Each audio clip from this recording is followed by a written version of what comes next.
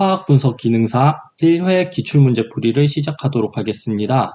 1번 다음 중 수소결합을 할 수 없는 화합물은 먼저 수소결합에 대한 내용은 기출문제로 자주 출제되는 내용이기 때문에 수소결합을 하는 물질 그리고 정의에 대해 꼭 알고 넘어가셔야 합니다. 수소결합이란 전자를 끌어당기는 힘이 강한 플로르, 산소, 질소 등의 원자가 수소와 결합을 하게 되면 분자 내에서 전기 음성도에 의해 한쪽으로 전자가 치우치게 됩니다. 물을 예로 들어서 그리면 물은 산소와 수소로 이루어져 있고 산소의 전기 음성도가 수소보다 크기 때문에 산소는 상대적으로 마이너스, 수소는 상대적으로 플러스의 전하를 띠게 됩니다. 이와 같이 플러스 전하와 마이너스 전하를 가지는 수소와 결합한 분자들이 서로 정전기적 인력에 의해 끌어당기며 결합하는 것을 수소결합이라고 합니다. 그림에서처럼 물 분자의 수소와 물 분자의 산소가 정전기적 인력에 의해 끌어당겨져 결합하는 것이 수소결합이라 할 수 있습니다. 보기에서 물과 불화수소, 메탄올 이 세 가지는 수소와 전기 음성도가 큰 O와 F를 결합을 하고 있기 때문에 수소결합을 이룰 수 있으며 메탄 분자의 경우에는 탄소와 수소가 전기 음성도 차이가 크지 않기 때문에 수소결합을 할 수 없는 물질이 되며 메탄 분자의 구조를 보면 다음과 같이 대칭을 이루고 있기 때문에 무극성 분자가 됩니다. 이러한 무극성 분자들은 수소결합을 이룰 수 없습니다. 그러므로 수소결합을 할 수 없는 화합물은 2번이 되겠습니다. 다음 반응계에서 반응계의 압력을 증가시켰을 때 평형이 이동하는 방향은 이 문제를 풀기 위해서는 우리는 먼저 르 샤틀리의 원리에 대해서 알아야 됩니다. 르 샤틀리의 원리란 화학 평형 상태에서 농도, 온도, 압력 등이 변할 때 이 변화를 최소화하려는 방향으로 이 평형이 이동하여 새로운 평형 상태에 도달하는 것을 의미하는데 문제에서 압력을 증가시켰기 때문에 이 평형은 압력을 감소시키는 방향으로 이동하게 됩니다. 즉, 압력을 감소시킨다면 분자의 개수를 감소시키는 방향이라 할 수 있습니다. 이 화살표를 기준으로 봤을 때 왼쪽 편에는 분자의 수가 2개, 1개, 총 3개가 되며 화살표를 기준으로 오른쪽에는 분자의 개수가 2개가 됩니다. 즉, 정반응이 일어나게 되면 3개의 분자가 2개로 줄어들게 되고 3개의 분자가 역반응이 일어나게 되면 2개의 분자가 3개로 늘어나게 됩니다. 즉, 압력을 감소시키기 위해서는 정반응이 일어나게 됩니다. 보기에서 분자수가 줄어드는 방향인 정반향으로 반응이 진행되는 것은 1번 삼산화황이 많이 생성되는 방향이 되겠습니다. 8번 다음 중 전위차법에서 사용하는 장치로 옳은 것은 전위차법이라고 하면 기준전극과 지시전극 그리고 기준전극과 지시전극의 사이의 전위를 측정하는 전위 측정 장치로 이루어져 있습니다. 즉 전위차법이라고 하면 기준전극과 지시전극 사이의 전위를 측정하는 방법입니다. 그러므로 답은 4번이 되겠습니다. 보기에 1번 그리고 2번, 3번은 빛을 이용해서 분석하는 분광 분석법에 사용되는 장치들입니다. 이 장치들에 대해 한번 보고 넘어가면 일반적으로 분광 분석 장치는 광원에서 빛을 만들어내고 파장 선택기를 통해 선택된 파장이 시료 용기를 지나 검출기에서 검출되는 장치로 분석 장치의 구성이나 분석 과정에 대해서는 꼭 이해하고 넘어가셔야 됩니다. 9번 염산의 위험성에 대한 경고 표지로 옳지 않은 것은 경고 표지에 대한 내용은 필기뿐만 아니라 필답형에서도 자주 출제되는 문제입니다. 오른쪽에 경고, 금지, 지시, 안내 표지에 대한 내용을 꼭 암기하셔야 됩니다.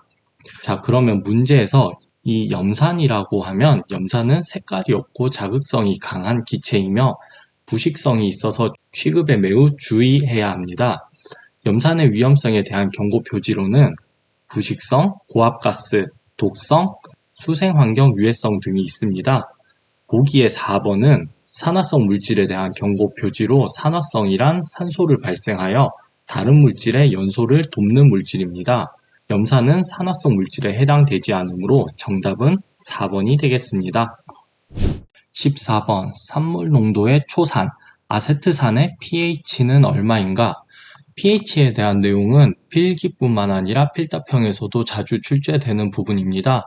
하지만 수험생들 중에서 pH를 계산하는 문제를 가장 많이 어려워하고 오답률 또한 높은 편입니다. 정확한 개념을 이해하고 문제를 쉽게 풀 수 있도록 해보겠습니다. 문제에서는 산몰 농도 초산인 아세트산의 pH를 구해야 하고 조건으로는 Ka, 이온화상수가 주어져 있습니다. K는 평형상수를 의미하고 첨자인 A는 약산의 이온화를 의미합니다. 즉, 다시 말해 Ka라고 하면 약산의 이온화상수 또는 약산의 산해리상수라고 합니다. 반대로 약염기의 이온화상수는 KB로 나타낼 수 있습니다. 추가로 강산과 강염기는 100% 이온화한다고 보기 때문에 이온화상수를 사용하지 않습니다.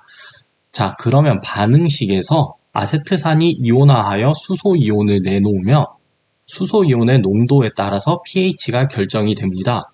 먼저 초기 아세트산의 농도는 3몰 농도이고, 자, 요 화살표는 위로 가게 됩니다. 이온화가 진행됨에 따라 X몰만큼 이온화가 진행이 되고 아세트산 이온과 수소 이온이 X몰만큼 생성이 됩니다. 시간이 지나 평형 상태가 되면 아세트산의 농도는 3-X, 그리고 생성된 아세트산 이온은 X몰, 생성된 수소 또한 X몰이 됩니다. 평형일 때 평형상수식으로 나타내면 Ka는 3-X분의 X 곱하기 X가 되며 값은 1.5 곱하기 10의 마이너스 6제곱이 됩니다. 분모의 3-X에서 요 X값은 무시할 정도로 작기 때문에 생략해 줄 수 있습니다. 자, 이 X값을 생략해 주고 계산을 하면 0.0212몰 농도가 됩니다.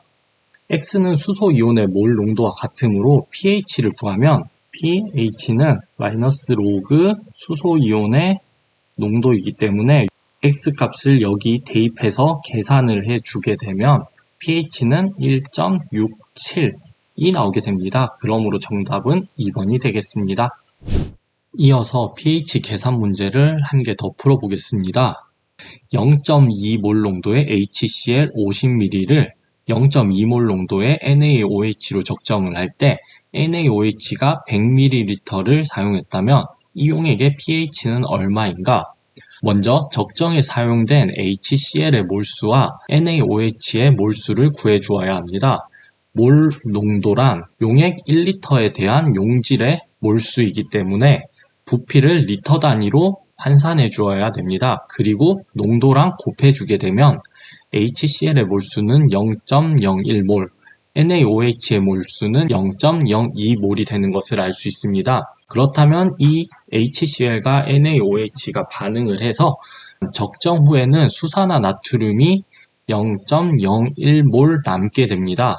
0.01몰의 수산화 나트륨에는 0.01몰의 나트륨 이온과 0.01몰의 수산화 이온이 있습니다. 즉, 수산화 이온의 몰수는 0.01몰이 되고 적정 후 용액의 최종 부피는 150ml가 되게 됩니다.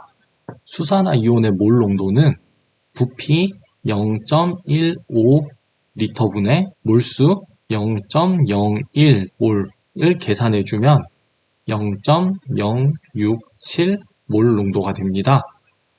이 pH는 14 괄호 마이너스 로그 수산화 이온의 농도 계산을 하기에 앞서서 pH와 pOH의 합은 14가 되는 것을 이용해서 이 pH를 다음과 같이 구해주면 우리 앞에서 구한 수산화 이온의 농도를 여기 식에 대입을 해주면 pH는 12.8이 나오게 됩니다. 그러므로 답은 4번이 되겠습니다.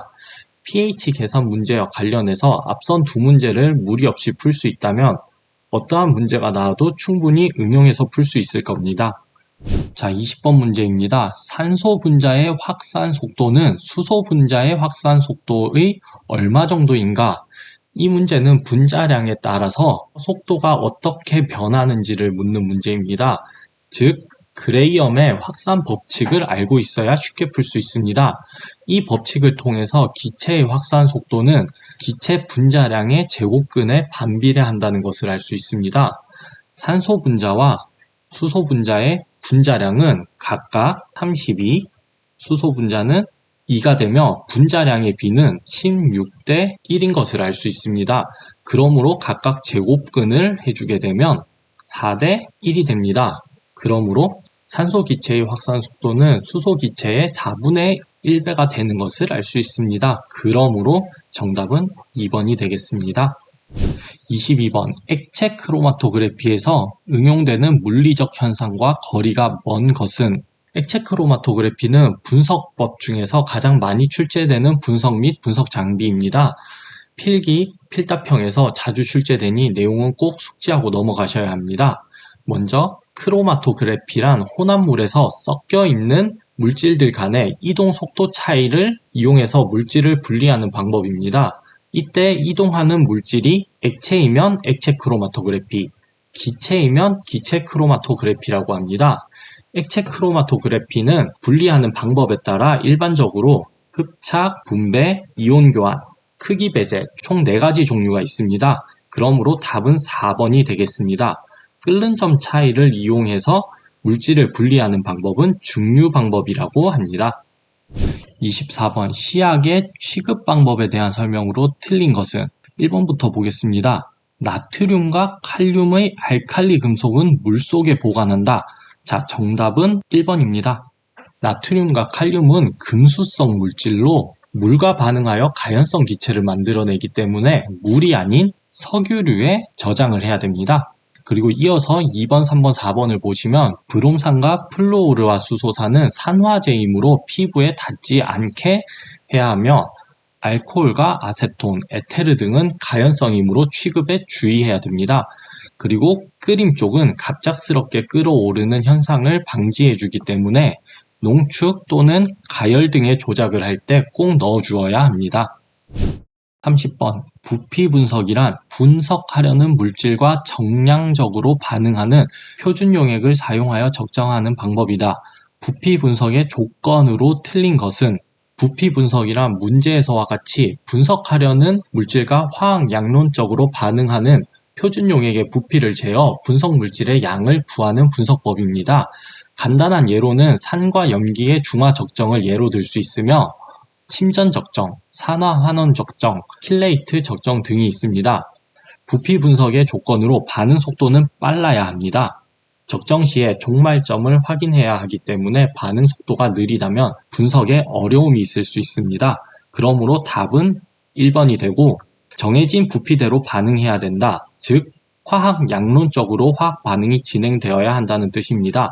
그리고 지시약 등을 사용해서 당량점을 검출할 수 있는 방법이 있어야 하며 추가적인 반응이 일어나지 않아야 합니다. 이 추가적인 반응이 일어난다는 뜻은 화학 양론적으로 반응이 진행되지 않는다는 뜻으로 해석할 수 있습니다. 다음 화학 반응에 대한 설명으로 옳지 않은 것은 보기의 반응식은 질소 기체와 수소 기체가 반응하여 암모니아를 생성하는 반응입니다. 보기 1번을 보면 질소 분자 1개와 수소 분자 3개가 반응하여 2개의 암모니아를 만들어내기 때문에 정답은 1번이 되겠습니다. 이어서 보기들을 보면 반응 전과 후의 분자수는 변하지 않는다. 반응 전의 분자수는 4개, 반응 후의 분자수는 2개로 분자수는 변합니다. 이 문제는 문제 오류로 인해서 정답이 1번, 2번, 답이 2개입니다. 자, 이어서 보기 3번과 4번을 하기에 앞서 반응열과 엔탈피에 대한 내용은 자주 출제되기 때문에 꼭 이해하고 넘어가야 합니다. 먼저 반응열이란 반응이 일어날 때 흡수되거나 방출되는 에너지를 의미합니다. 그리고 반응 엔탈피란 화학 반응 후 만들어진 생성물의 에너지 상태로 생성물의 엔탈피 값에서 반응물의 엔탈피 값을 빼서 구할 수 있습니다. 반응열과 반응 엔탈피는 서로 같은 값을 가지며 부호만 반대입니다. 그림으로 나타내면 반응이 일어나는 계를 기준으로 에너지의 변화를 반응 엔탈피, 반응이 일어나지 않는 외부를 기준으로 에너지의 변화를 나타내면 반응열이라고 할 수 있겠습니다. 발열 반응을 예를 들어보면 암모니아가 생성되는 반응의 반응 엔탈피 값은 마이너스 값을 가지고 있습니다. 마이너스 값을 가지기 때문에 반응계의 에너지가 외부로 방출되었다고 볼 수 있으며 반응계 주위로 에너지가 방출되었기 때문에 반응열은 플러스 92kJ이 되는 것을 알 수 있습니다. 정리하면 발열 반응일 때 반응 엔탈피는 0보다 작은 값을 가지며 반응열은 0보다 큰 값을 가지게 됩니다. 반대로 흡열 반응일 때 반응계는 에너지를 흡수하기 때문에 반응 엔탈피는 0보다 큰 값을 가지며 반응열은 0보다 작은 값을 가지게 됩니다. 38번 황산 구리 수용액에 5A의 전류를 10분 동안 가했을 때 마이너스 극에서 석출되는 구리의 양은 약 몇 g인가? 석출량 문제는 간혹 출제되는 문제이기 때문에 개념만 확실히 잡는다면 쉽게 맞추고 갈 수 있는 문제입니다. 먼저 문제를 풀기 위해서는 쿨롱과 패러데이 상수에 대한 개념을 가지고 있어야 합니다. 쿨롱이란 전하량의 단위로 1쿨롱은 1A의 전류로 1초 동안 흐를 때 이동하는 전하의 양을 의미합니다. 그리고 패러데이 상수란 전자 1몰이 가지는 전하량이며 1패러데이는 96,500쿨롱이라는 관계를 가집니다. 문제를 풀기 위해 먼저 가해진 전하의 양을 구하면 5A의 전류로 10분 동안, 즉 600초 동안 전류를 가하게 되면 3000쿨롱이 됩니다. 전자 1몰이 가지는 전하량인 패러데이 값을 구해보면 96,500분의 3000이 되므로 0.031 패러데이가 되는 것을 알 수 있습니다. 구리는 Cu2+로 석출되기 위해서는 두 개의 전자가 필요하므로 0.01555의 구리가 석출되는 것을 알 수 있습니다. 구리의 질량을 구하기 위해서는 구리의 몰수에 원자량인 64를 곱해주게 되면 석출되는 구리의 양은 0.9992g이 됩니다. 그러므로 답은 3번이 되겠습니다. 43번 구리이온 시료용액에 깨끗한 쇠못을 넣고 관찰을 하면 쇠못 표면에 붉은색 구리가 석출된다. 그 이유로 옳은 것은 이 문제는 이온화 경향성에 대한 문제를 묻는 것으로 종종 금속의 이온화 경향에 관한 문제들이 자주 출제가 됩니다. 어떤 금속이 석출되는지에 대한 문제들도 출제되기 때문에 이 이온화 경향성에 대한 내용을 앞글자를 따서 암기해 두는 것도 좋습니다. 자, 그러므로 쇠못의 표면에 붉은색 구리가 석출되는 것은 철이온이 구리보다 이온화 경향성이 크기 때문에 구리가 석출되게 됩니다. 그러므로 정답은 1번이 되겠습니다. 44번 다음 공유결합을 이루고 있는 물질이 아닌 것은 결합에 대한 문제는 매우 기초적이기 때문에 무조건 맞추고 넘어가야 합니다. 결합에 대해 간단히 정리하면 금속결합이란 금속과 금속 간의 결합입니다. 그리고 이혼결합이란 금속과 비금속이 정전기적 인력에 의해 결합하는 결합입니다. 그리고 마지막으로 공유결합이란 비금속과 비금속이 전자쌍을 공유하는 결합이라고 정리할 수 있습니다. 보기의 수소와 염소는 모두 비금속이기 때문에 1번, 2번, 3번 모두 공유결합을 하고 있다고 볼 수 있습니다. 4번의 염화나트륨은 금속인 나트륨과 비금속인 염소의 결합으로 이온결합 물질이라 할 수 있습니다. 45번 이산화탄소 소화기 안에 소화분말인 이산화탄소가 88g이 들어있다. 27도씨 일기압 야외에서 모든 분말이 방출되어 기체가 되었을 때 부피는 약 몇 리터인가? 자, 조건으로 기체 상수 R값이 0.082라고 주어져 있습니다. 이 문제는 이상기체 상태 방정식에 해당 값들을 집어넣으면 되는데 이상기체 상태 방정식인 PV는 nRT에 문제에 있는 값들을 대입하면 됩니다. 먼저 이산화탄소의 몰수를 구해주면 이산화탄소의 분자량은 44이고 질량이 88g 있기 때문에 2몰이 있다는 것을 알 수 있습니다. 그리고 압력은 1atm 그리고 우리는 부피를 구해야 되고 몰수는 2라고 방금 나왔습니다. 그리고 이상기체 상수가 0.082 단위는 생략하겠습니다. 그리고 온도는 절대 온도가 들어가야 되기 때문에 273 더하기 27. 부피에 대한 식을 세로 쓰면 1atm분의 2몰 곱하기 0.082 곱하기 300K를 계산하면 49.2리터가 나옵니다. 이 PV는 nRT, 이상기체 상태 방정식에 대한 계산 문제는 종종 출제되기 때문에 꼭 맞추고 넘어가셔야 합니다.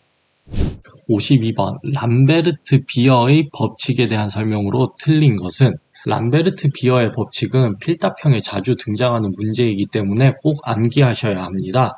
실기 작업형 내용과도 관련이 있으니 미리 학습해 두세요. 람베르트 비어의 법칙이랑 흑광도는 용액의 두께와 농도에 비례한다라는 법칙입니다.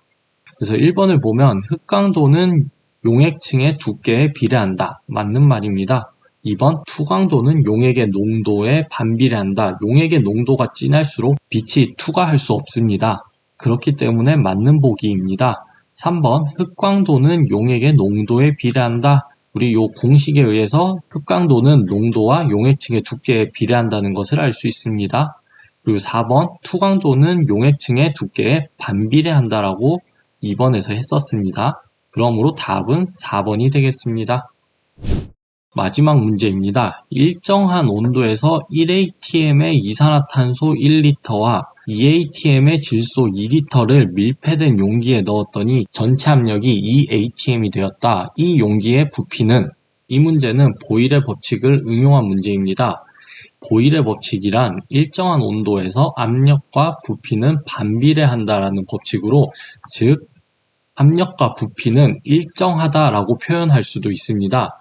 문제에서 1atm의 이산화탄소 1리터와 2atm의 질소 2리터를 밀폐 용기에 넣었을 때 전체 압력이 2atm이 되었다면 이산화탄소의 압력과 부피를 곱한 값과 질소의 압력과 부피를 곱한 값은 전체의 압력과 부피를 곱한 값과 같다라고 식을 쓸 수 있습니다. 그러므로 이 용기, 즉 전체 부피는 2.5리터로 계산될 수 있습니다.